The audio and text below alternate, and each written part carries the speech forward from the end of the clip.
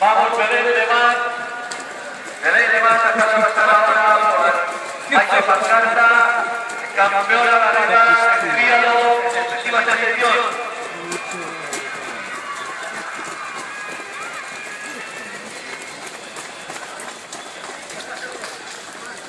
Ya, empezamos a hacer un cuarto kilómetro, 8 atletas que cabeza a prueba, que son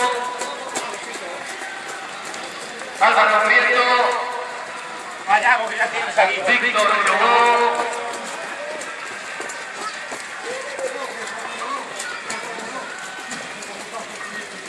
Manuel Martínez.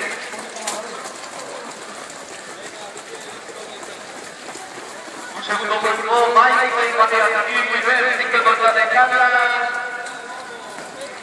El Atlético del grupo, Mike, a un 60 metros.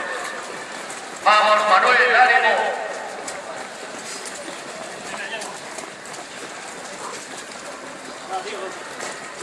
Seguridad que disfrutan este grupo y aprovechan para sentirse. Grupo.